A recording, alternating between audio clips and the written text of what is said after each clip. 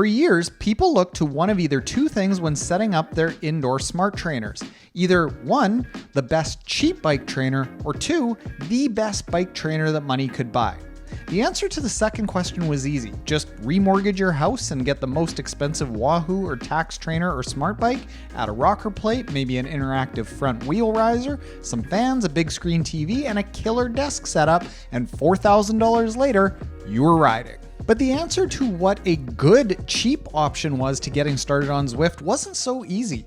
Cheap options sucked, and less sucky but not top-of-the-line options weren't really even all that cheap. Until now. Zwift released a smart bike trainer last fall, and I think it is going to change how trainers are sold forever and get people the budget smart trainer they need and deserve. What's up, motivators? My name is Taren, and when ordinary people want to accomplish something extraordinary in endurance sports, they use motive training plans. Let's do it. Spoiler alert, the Cole's notes on the Zwift Hub is that it is an excellent trainer with a very easy setup and an unreal price. Full stop. But I don't think the question about whether or not the Zwift Hub is a good trainer is really the question that people are asking when they're looking online at what the best Zwift trainer for them is to buy. Almost all trainers are good trainers these days, but there's a lot about the Zwift Hub that will cause a major shift in the industry. There are really three types of people who are putting together Zwift setups. The first person is somebody who does not care about the cost and wants the setup to be as amazing as possible. The second person is someone who wants a great trainer without any limitations, but doesn't want to sacrifice their kid's education to pay to do so. And the third person is someone who just wants the least expensive trainer they can get that makes their indoor ride funner. The first person is easy to satisfy because all companies made expensive trainers and smart bikes, but the final two people were left with a couple of crappy options. Either buy a $300 to $400 trainer that was a brutal ride experience, wasn't accurate, and missed out on a lot of the features, or spend $700 to $1,000 to get a good, air quotes, budget trainer. Why the Zwift Hub is so different is because it's the same price as those entry-level trainers at $499 US, while being just as good as those $700 to $1,000 trainers. So going back to the three types of people looking for trainers, these two people all of a sudden have a great option. And if we look at the amount of reviews at the different price points of all of the trainers, we see that these two types of people are the biggest market. That's the most amount of people that are looking for trainers, and Zwift is about to dominate it. I'm not going to do a proper review on this trainer because there are many out there already, and I agree with almost all of them. And frankly, Zwift is a sponsor of mine, so I wouldn't blame you if you felt that a review was disingenuous.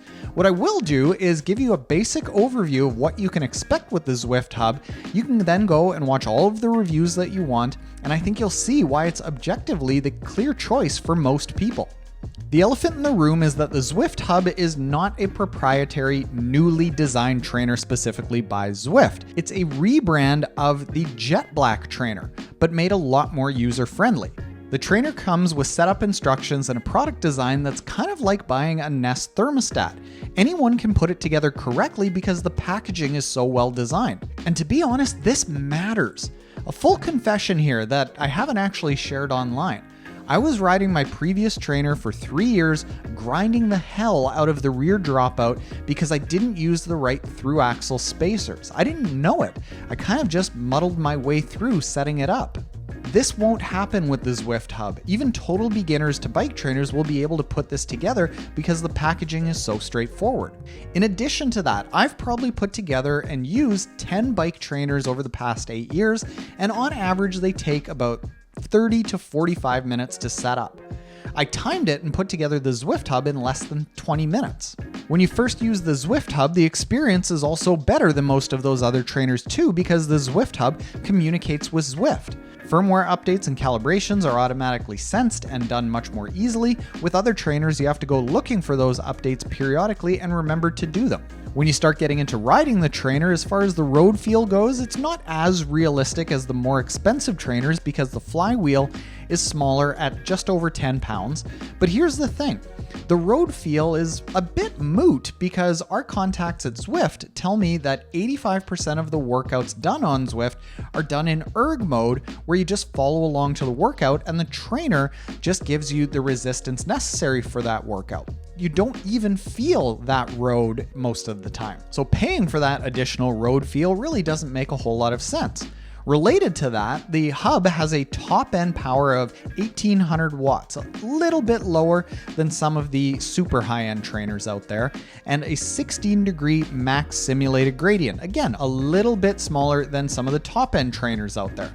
But again, if you're using erg mode most of the time, which most people who are using Zwift or Trainer Road or some of the other indoor training platforms, road feel and top end power doesn't matter because most people are staying within those boundaries anyway. And being perfectly honest, the road feel was just barely not perfect. It's not that it isn't noticeably different from a $2,000 trainer, but it's not so different that I would be willing to spend 4 times more just to get that slightly improved road feel, because it's still very good.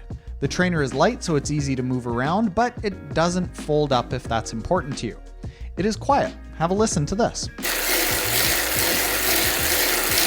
I'd say it's just as quiet as all of the other more expensive trainers out there. The ability to push the Zwift Hub to the edges of its limits is totally doable. The Hub held up to some quick sprints, some low cadence cycling, some high cadence riding, and even shifting gears while standing up out of the saddle. These are typically areas where I've been able to trip up even top-end trainers. It's just a solid trainer, and at the price point that it's at, it's really the clear choice for probably 80% of the users out there, which is where I feel that the Hub is going to change the trainer market. Trainer companies are going to have to somehow figure out how to drop the price of their mid-range trainers by 33% while keeping the trainer really good and doing so during inflationary times. I think importantly, it'll also force trainer companies and hopefully the entire endurance sports industry to design products and packaging that is customer focused. Products that are meant for us, not meant for the company's own profits. I feel like we're the industry that good customer offerings forgot. Our products and services are designed kind of crudely, but companies sure don't hesitate to charge huge prices, and they like to get away with that, which I just don't think is fair. With the Zwift Hub, we're all getting a product that is designed and priced to make it easy for us to afford it and get the most out of it. Thank you for watching. Make sure to hit the subscribe button if you want more weekly training tips designed specifically to help ordinary people accomplish something extraordinary in endurance sports. Hit the notification bell to not miss out on any videos when they come out. And finally, click the video on the screen if you want to have some fun and see a dream life-size Zwift setup that I put together a couple of years ago just to see what it feels like. It was a lot of fun to put together in a very fun video, but in the end, I went back to the setup that you see today. Later, motivators.